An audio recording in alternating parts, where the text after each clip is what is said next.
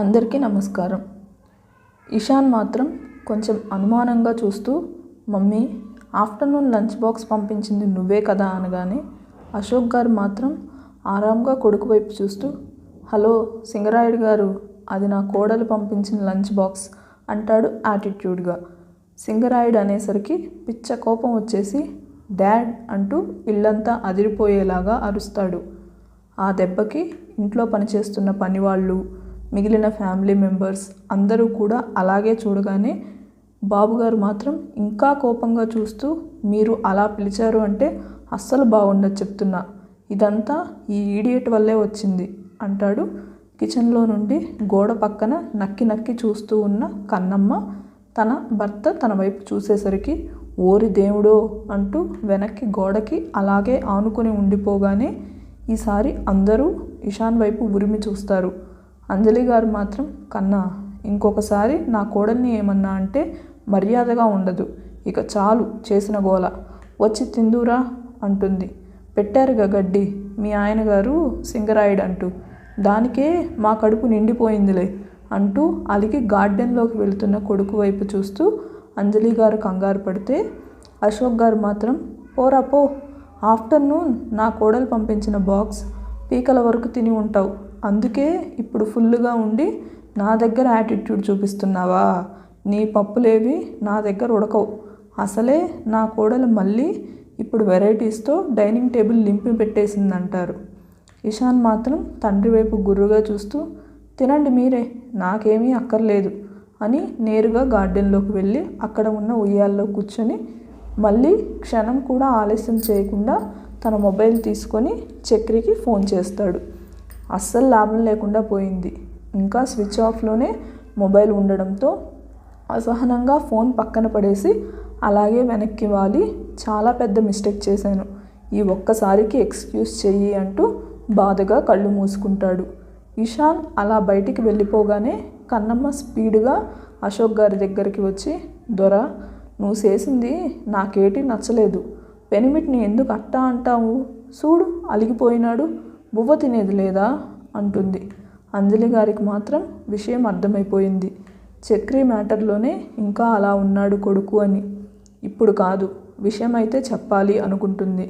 కానీ కన్నమ్మ ఎలా రియాక్ట్ అవుతుందో అని తను చెప్పడం మానేసింది.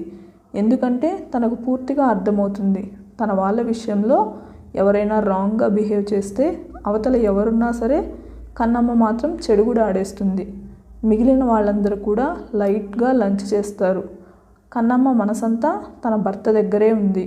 మాటి మాటికి గుమ్మం వైపు చూస్తూ ఉంటే అంజలి గారు మాత్రం కోడలి బాధ అర్థం చేసుకొని, కన్నమ్మ నువ్వేమి కంగారు పడకు రా, నీ పెనిమిటి అలిగి ఏమీ వెళ్ళలేదు, ఏదో బిజినెస్ విషయం మీద టెన్షన్గా ఉన్నాడు అనగానే వచ్చిన ఈ కొద్ది రోజుల్లోనే బిజినెస్ అంటే వ్యాపారం అని అర్థం చేసుకున్న కన్నమ్మ, చేసే పనిలో ఆటంకం ఆందోళన ఏర్పడితే మనసులు ఇలాగే ఉంటారు అనుకొని, సరే అత్త నువ్వు మాత్రం బేగి పెనిమిటి దగ్గరికి వెళ్ళి ఏదైనా తినిపించు, మనిషి పొద్దుటల ఎలా ఉన్నాడు, చీకటి పడ్డాక ఇంటికి వస్తూ ఉన్నాడు, తింటున్నాడో లేదో, అసలు పెనిమిటిని చూసినావా ఎట్టా అయిపోయినాడో అంటుంది.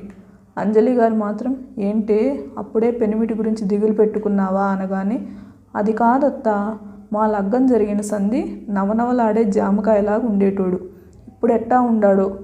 జమున గారు మాత్రం దేవేందర్ గారి వైపు చూస్తూ, చూసారా అండి ఆ అమ్మాయి భర్త గురించి ఎంత దిగులు పడుతుందో, వాడు మాత్రం అసలు ఈ పిల్లను పట్టించుకోవడమే లేదు అని బాధపడగానే ఆ మాటలు మిగిలిన వాళ్ళు కూడా వింటారు.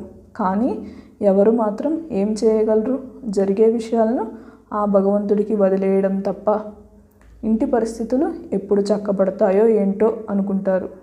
అర్ణవ్ దేవేందర్ గారి వైపు చూస్తూ, తాతయ్య మీకు అరికాళ్ళు మంటగా ఉన్నాయన్నారు కదా, నేను ఈరోజు ఒక మెడిసిన్ తీసుకొచ్చాను అనగానే వెంటనే కన్నమ్మ, ఏటి చిన్న బాబా, తాతకి అరికాలు మంటలుగా ఉన్నాయా, ఆ మాట నాకు ముందు ఎందుకు మీరు చెప్పలేదు అంటుంది. జమున గారు మాత్రం కొంచెం అయోమయంగా చూస్తూ, చెప్తే ఏం చేస్తావే అంటుంది. ఏటి చేయడమేటబ్బా, నాను సానా మంది ఇస్తాను, మా గూడెంలో ఇట్టా ఉన్నోళ్ళకి, అసలు మా గూడెంలో నొప్పులు కూడా చాలా తక్కువగా ఉంటాయి జనాలకి, ఎందుకంటే మా నీళ్లు అంత మంచిగా ఉంటాయి కాబట్టి ఉండు, మీరు బేగి తిని అట్టా బయటకు వస్తుంది, నేను ఇప్పుడే వస్తాను అంటుంది. అందరూ కూడా తినేసి కొంచెంసేపు బయట కూర్చుందామని వెళ్ళగానే వీళ్ళకి కాస్త దూరంలో ఇషాన్ కూడా కూర్చొని ఉంటాడు. మేఘన మాత్రం నాకు నిద్ర వస్తుంది, నేను వెళ్తున్నాను అంటూ గుడ్ నైట్ చెప్పేసి వెళ్ళిపోగానే అర్ణవ్ మాత్రం తను రెడీ చేసే మెడిసిన్ గురించి ఏవో బుక్స్ తీసుకొని స్టడీ రూమ్లో కూర్చుంటాడు. అంజలి గారు పిల్లలు నిద్ర వస్తుందనడంతో కన్నమ్మ వాళ్ళిద్దరికీ తినిపిస్తుంది. ఆ రోజుకి ఇంకా దీప్తి ఇంటికి రాకపోవడంతో అంజలి గారు దీప్తి గదిలో వాళ్ళని పడుకోబెట్టి నిద్రపుచ్చుతుంది. అదరు కూడా ఇంకా రాని దీప్తి కోసం సపరేట్గా ఒక రూమ్లోకి వెళ్ళి బాల్కనీలో నుండి గేట్ వైపు చూస్తూ ఉంటాడు. అందరినీ ఓ కంట కనిపెడుతూనే ఉంది కన్నమ్మ. అంజలి గారు, జమున, దేవేందర్ గారు ఒకచోట కూర్చొని ఉంటే మేనేజర్ గారు ఫోన్ చేయడంతో ఇషాన్ కొంచెం దూరంలో ఫోన్ మాట్లాడుతూ ఉంటాడు. కన్నమ్మ మాత్రం వెంటనే గార్డెన్లోకి వెళ్ళి ఏవేవో ఆకులు తీసుకొని, ఇంకొన్ని కాయలు వచ్చినవి ఆకులు కూడా తీసుకొని కిచెన్లోకి వెళ్ళి ఇంకొన్ని యాడ్ చేసి బాగా మిక్సీ వేసి రసంలాగా చేసుకొని వస్తుంది. ఇక దేవేందర్ గారి కాళ్ళ దగ్గర కూర్చొని మెల్లిగా ఆయన పాదం ఒడిలో పెట్టుకొని ఆ రసంతో మర్దన చేయడం మొదలు పెడుతుంది. ఆయన మాత్రం కన్నమ్మ వైపు ముచ్చటగా చూస్తూ ఉన్నాడు. బంగారు తల్లివి నువ్వు అనగానే కన్నమ్మ మాత్రం కాదు తాత, నేను మీ మనవరాలను కదేటి అంటూ ముచ్చటగా వాళ్ళతో కబుర్లు చెప్తూ ఉంటే అశోక్ గారు కూడా అలా వింటూ మెడిసిన్ ప్రభావంతో నిద్ర వస్తూ ఉంటే అంజలి గారు ఆయన్ని తీసుకొని వెళ్ళిపోతుంది లోపలికి. జమున గారు మాత్రం ఎటు ఆలోచిస్తూ ఉంటే తన కాళ్ళు కూడా తీసుకొని మర్దన చేయడం మొదలు పెట్టగానే నాకెందుకమ్మా, నాకు బాగానే ఉన్నాయి, మీకు బాగానే ఉంది సరే, మనసు ఎటో పోయింది, ఏటైనాదవ్వా అనగానే తలపైన చేయి పెట్టి బంగారు తల్లివి, ప్రతి విషయాన్ని చెప్పకుండానే అర్థం చేసుకుంటావు, కానీ నాకు ఉన్న ఆలోచనలు పడే బాధలు చెప్తే తీరేవి కావు అనగానే వాళ్ళ వైపు చూస్తూ ఏటైనాదవ్వా చెప్పు, ఎందుకు ఈ వయసులో బాధపడడం, అసలు ఏడు జరిగినది అనగానే ఏం చెప్పమంటావమ్మా, ఒకవైపు నా కొడుకు నడవలేని పరిస్థితి, ఇంకొక వైపు పెద్ద మనవడేమో ప్రేమించి పెళ్లి చేసుకున్న వాడి కాపురం 3 నాళ్ళ ముచ్చట అయిపోయింది, బిడ్డల్ని దగ్గరికి తీసుకునేది లేదు, పెళ్ళాంతో సంతోషంగా ఉండేది లేదు, ఇక రెండో వాడికి మీకంటే ఒక 10 రోజుల ముందు పెళ్ళయి ఉంటుంది, అసలు వాళ్ళ పరిస్థితి ఏంటో నాకేమీ అర్థం కావట్లేదు, పెళ్లి చేసుకొని చక్కగా కాపురం చేసుకోవాల్సింది పోయి వాడేమో కొత్త మెడిసిన్ కనిపెట్టాలని ఆ ల్యాబ్ చుట్టూ తిరుగుతూ ఉంటే ఈ పిల్లేమో ఆ కాలేజ్ నా పిహెచ్డి అంటుంది, ఇక మీ పెళ్ళేమో ఇలా అయిపోయింది, వాడు చూడు అంటూ ఇషాన్ వైపు చూపిస్తుంది. పెద్దోడు సమస్యల్లో ఇరుక్కున్న దగ్గర నుండి బిజినెస్ మొత్తం కూడా వీడు నెత్తిన వేసుకొని కష్టపడుతూ ఉన్నాడు, అంచెలంచెలుగా మన ఆస్తిపాస్తుల్ని పెంచుతూ ఉన్నాడు, కోట్లకు కోట్లు ఉన్నాయి మన దగ్గర, డబ్బుకు కొదవలేదు, కానీ మనశ్శాంతి లేదు, ఈ వయసులో మాకు కావాల్సింది నా కొడుకు కోడలు మనవళ్ళు మనవరాళ్ళు చక్కగా భార్యలతో కాపురాలు చేసుకుంటూ వాళ్ళ పిల్లలతో సంతోషంగా ఉండాలనేదే కదమ్మా మాకు కావాల్సింది, కానీ ఆ కోరిక ఈ జన్మలో తీరేలా లేదు అంటూ కన్నీళ్లు పెట్టుకుంటారు. అసలు పెద్దోడు కాపురం బాగుపడుతుందో లేదో తెలియదు, రెండోవాడు వాడి భార్యతో ఎప్పటికీ సంతోషంగా ఉంటాడో, ఇక మీ జీవితం ఎప్పుడు ఒక గాడిన పడుతుందో. కన్నమ్మకి మాత్రం ఇషాన్ వైపు చూడగానే ఎందుకు మనసులో ఒక రకమైన బాధ కలుగుతుంది, కానీ వెంటనే దాన్ని పక్కకు తీసేసి జమున గారి చేయి పట్టుకొని ఏటవ్వా ఎట్ట డీలా పడిపోతావు, అసలు ఏటైనాదని, ఏటీ కాదు నేనుండా కదా, మీకు ఇప్పుడే మాటిస్తా ఉండా, ముందుగా మన పెదబాబా కాపురం చక్కబడాలి, అంతే కదా, నువ్వు చూస్తా ఉండు, రేపటి నుండే నా పని మొదలెడతాను అనగానే దేవేంద్ర గారు జమున ఇద్దరు కొంచెం ఆశ్చర్యంగా ఏం చేస్తావమ్మా అంటారు ఒకేసారి. వాళ్ళ వైపు చిరునవ్వుతో చూస్తూ చెప్పను, చేసి చూపిస్తా, కానీ దానికి మీ సాయం కావాలా అంటుంది. వాళ్ళిద్దరికీ కాస్త అయోమయంగా ఉన్న కన్నమ్మ సంగతి తెలుసు కాబట్టి, అంటే ఈ కొద్ది రోజుల్లోనే అర్థం చేసుకున్నారు కదా ఏదైనా సరే సాధిస్తుంది అని సంతోషంగా కన్నమ్మ వైపు చూస్తూ నీకు ఏ హెల్ప్ కావాలన్నా చేస్తాము అంటారు ముక్త కంఠంతో. పెదబాబా కాసుకో, దెబ్బకి దీపం అక్క నీ దగ్గరికి రావాలి, మా కన్నమ్మ ప్లాన్ అట్టా ఉంటుంది మరి. దేవేందర్ జమున గారు కన్నమ్మ వైపు ఆశ్చర్యంగా చూస్తూ నిజంగా అటువంటి రోజులు మన ఇంట్లోకి వస్తాయా అమ్మ, నిజంగా అందరి జీవితాలు బాగుపడతాయా అని అడుగుతారు. కన్నమ్మ మాత్రం వాళ్ళిద్దరి వైపు అలాగే చూస్తూ ఉండండి, ఖచ్చితంగా మన ఇంటికి మంచి రోజులు వస్తాయి, నీకు మేము ఏ రకంగా సహాయం చేయాలన్నా చేస్తాము అంటూ ముక్తకంఠంతో చెప్పగానే, సరే ముందు మనమేటి చేయాలన్నా కూడా పెదబాబాయ్ ఇంటికాడే ఉండాలి అవునా అనగానే ఇద్దరూ కూడా అవును అంటారు. పెదబాబాని ఊరికే ఇంట్లో మనం ఉండమంటే 1 రోజు ఉంటాడు, 2 రోజులు ఉంటాడు, ఎక్కువ రోజులు ఆపలేం కదా, కాబట్టి ఏదో ఒక పని కల్పించాలా అంటుంది. ఇద్దరు కూడా అవును అంటారు.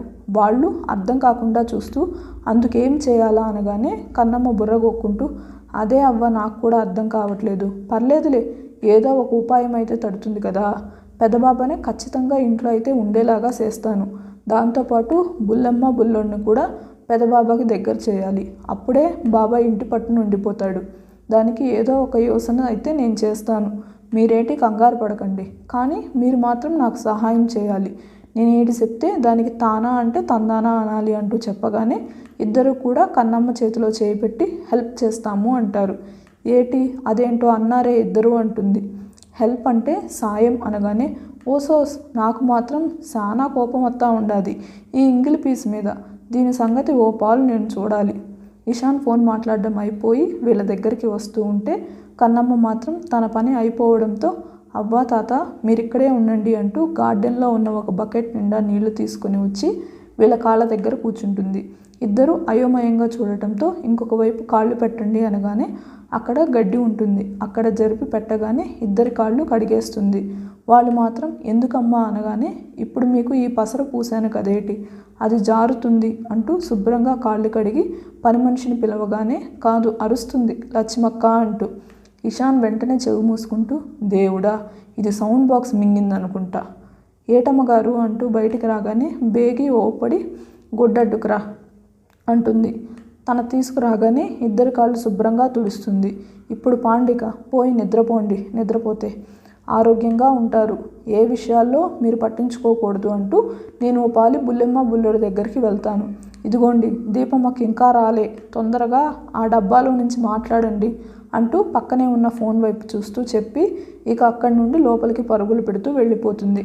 ఇషాన్ మాత్రం కన్నమ్మ చేసే పనులు చూస్తూ అలాగే ఉంటూ వాళ్ళ నానమ్మ తాతయ్య దగ్గర కూర్చోగానే ఇద్దరూ కూడా ఒకసారి మనవడి వైపు చూస్తూ ఏమైనా టెన్షన్లో ఉన్నాడేమో అని, ఏమైనా ప్రాబ్లమా అని అడుగుతారు.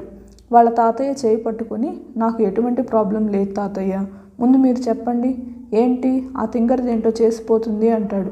జమున గారు మాత్రం మనవడి చెవి పట్టుకొని, ఇంకొకసారి నా మనవరాలను అలా అంటే ఒప్పుకోను అనగానే, దిస్ ఇస్ టూ మచ్ నానమ్మ, అందరూ దానికి వంత పాడతారేంటి, అసలు ముందు విషయం చెప్పండి. దేవేంద్ర గారు మాట్లాడుతూ, ఏమీ లేదు నాన్న, నాకు అరికాలు మంటలుగా ఉన్నాయంటే ఏదో పసరుతో వైద్యం చేసింది కన్నమ్మ, పర్వాలేదు కాస్త రిలీఫ్గా అనిపించింది అంటాడు. అబ్బో మీ కన్నమ్మ డాక్టర్ కూడానా అంటూ వెటకారంగా అడగగానే, అంత వెటకారం అక్కర్లేదు మనోడా, తన డాక్టర్ ఇలా వైద్యం చేయడంలో, కడుపు నిండా అన్నం పెట్టడంలో అన్నపూర్ణ, ఆ విషయం మధ్యాహ్నం నీకు తెలిసిపోయి ఉంటుంది. ఇక ఏ విషయంలోనైనా వాదించిందంటే తను ఒక లాయర్, ఏదైనా ఒక శబదం చేసిందంటే అది ఖచ్చితంగా చేసి తీరుతుంది. నువ్వు పూర్వకాలంలో మంగమ్మ శబదం వింటావు, అలాగే అన్నమాట అనగానే, ఓయబ్బో ఇప్పుడు తమరి మంగమ్మ మనవరాలు ఏం శబదం చేసిందో అంటాడు. దేవేంద్ర గారు ఏదో మాట్లాడబోయేలోపు జమున గారు ఆయన వైపు చూస్తూ, ఉండండి వీడు చాలా వెటకారంగా మాట్లాడుతున్నాడు కదా, కన్నమ్మ గురించి తను ఏం చెప్పిందో అది సక్సెస్ అయిన తర్వాతే నీ మనవడికి ఆ సక్సెస్ని ఎదురుగా చూపిద్దాం, అప్పటి వరకు మనం ఏది చెప్పవలసిన అవసరం లేదు, బాగా నమ్మకం పెట్టుకున్నట్టున్నారే అంటాడు. నమ్మకం కాదు అంతకంటే ఎక్కువ, తాను ఏదైనా చెప్పిందంటే చేసి తీరుతుంది, ఆ విషయం మీ నాన్న బాగా నమ్ముతాడు అనగానే, చూద్దాం అదేంటో అంటాడు. చూద్దాం కాదు, అది అతి తొందరలోనే ఉంది, నువ్వు కూడా నీ కళ్ళతో చూడు అంటూ మనం వెళ్దాం రండి అనగానే ఇద్దరు భార్యాభర్తలు లోపలికి వెళ్ళిపోతారు. వెళ్తూ వెళ్తూ దీప్తికి ఫోన్ చేయగానే దగ్గరలోనే ఉన్నాను అని చెప్తుంది. ఇషాన్ మాత్రం అక్కడే కూర్చుండిపోతాడు. తన ఆలోచనలు చాలా రకాలుగా సాగుతూ ఉన్నాయి, కానీ ప్రజెంట్ తనకెదురుగా ఉన్న ఒకే ఒక టాస్క్ చక్రి. కన్నమ్మ పిల్లల దగ్గరికి వెళ్ళగానే అంజలి గారు మాత్రం నిద్రపోకుండా బంగారం అంటుంది. నా నిద్రకేటి కానీ నువ్వు నిద్రపో, నేను బుల్లెమ్మ బుల్లోడి దగ్గర ఉంటా, దీపమొక్క వస్తే నేను బోవ పెడతాను, నువ్వు వెళ్ళు అంటుంది. కన్నమ్మ వైపు ఒక్కసారి అలాగే చూస్తారు అంజలి గారు. పెళ్ళైన ఏ కొత్త పెళ్లి కూతురైనా సంతోషంగా భర్తతో సంతోషంగా ఉంటుంది, కానీ తన కోడళ్ళ పరిస్థితి ఏం మాట్లాడకుండా ఆవిడ నేరుగా అశోక్ గారి దగ్గరికి వెళ్ళగానే ఆయన కూడా ఏదో ఆలోచిస్తూ ఉంటారు. భర్త ఆలోచన భార్యకు తెలియకుండా ఉంటుందా? దీర్ఘంగా ఒక నిట్టూర్పు విడిచి ఆయన బెడ్ మీద పడుకోవడానికి హెల్ప్ చేస్తుంది. భర్త వైపు చూస్తూ ఆయనకి బ్లాంకెట్ సరిచేసి, ఏమీ ఆలోచించి మనసు పాడు చేసుకోకండి. మన రాతలు ఎలా ఉంటే అలాగే జరుగుతాయి. కొందరికి కష్టంగా, కొందరికి ఇష్టంగా గడుస్తాయి. ఆ క్షణాలు. దీప్తి మాత్రం వచ్చిన వెంటనే కన్నమ్మ బలవంత పెడితే 2 ముద్దలు తినేసి పిల్లలను చూస్తూ తెల్లవారుజామున నిద్రపోతుంది. ఇక ఉదయం లేవగానే ఎవరి డ్యూటీలకు వాళ్ళు వెళ్ళిపోతారు. కన్నమ్మ మాత్రం ఏ ఆలోచన, ఏ దారి కనిపించకపోవడంతో అదర్ని ఎలా ఇంట్లో ఉంచాలి, అలాగే పిల్లల్ని ఎలా దగ్గర చేయాలి అని ఆలోచిస్తూ, ప్రస్తుతానికైతే పిల్లలు నువ్వు కూడా మాతోటి స్కూల్కి రావాలి పిన్ని అని గోల పెడుతూ ఉంటే వాళ్ళతో పాటు డ్రైవర్ని తీసుకొని స్కూల్కి వెళ్తుంది. ఈరోజు అంటే స్కూల్ బస్సులో కాకుండా పిల్లల్ని తీసుకొని తనే స్కూల్కి వెళ్ళిపోతుంది. తను బ్యాగ్ తీసుకొని వస్తుంటే పిల్లలు మాత్రం తన ఫ్రెండ్స్ కనిపించేసరికి కన్నమ్మ పిలుస్తున్న పిన్ని మా ఫ్రెండ్స్ అంటూ ముందుకు పరిగెత్తుతారు. అంతే, ఒక 10 అడుగులు వేశారో లేదో ఒక అమ్మాయి కావాలనే నెట్టేయడంతో ఇద్దరు కూడా ముందుకు పడిపోయి మోకాళ్ళ చెప్పులు దోక్కుపోయి క్షణాల్లోనే రక్తం బయటకు వస్తుంది. అంతే, పిల్లలు అరిచిన అరుపుకి కన్నమ్మ చేతిలో ఉన్న బ్యాగులు కూడా వదిలేసి పరుగులు పెట్టుకుంటూ బుల్లెమ్మ బుల్లోడా అంటూ వాళ్ళిద్దరి దగ్గరికి వెళ్ళి వాళ్ళని లేపి మోకాలు దోక్కుపోయి ఇద్దరూ ఏడుస్తూ ఉన్నారు ఊపిరాడకుండా. అలా రక్తం కారేసరికి కన్నమ్మ గుండె చివుక్కుమంది. డ్రైవర్ పరిస్థితి గమనించి ఫస్ట్ ఎయిడ్ బాక్స్ తీసుకురాగానే ఈలోపు కన్నమ్మ తన ఒంటి మీద ఉన్నటువంటి ఓణీతోనే ఇద్దరు మోకాళ్ళకు వచ్చే రక్తాన్ని తుడిచి అలాగే ఇంకొక సైడ్ చించి క్లీన్గా తుడుస్తుంది. వాళ్ళు మాత్రం నొప్పికి ఏడుస్తూ ఉన్నారు. వీళ్ళని నెట్టేసిన పాప మాత్రం హే షేమ్ షేమ్, ఇద్దరూ పడిపోయారు అంటూ గట్టిగా చప్పట్లు కొడుతూ అరుస్తుంది. ఈ దెబ్బతో కన్నమ్మకి ఐడియా మాత్రం వచ్చేసింది. అది ఎలాగో చూద్దాం. ఈ వీడియో నచ్చినట్టయితే లైక్ చేసి మా ఛానల్ని సబ్స్క్రైబ్ చేసుకోండి.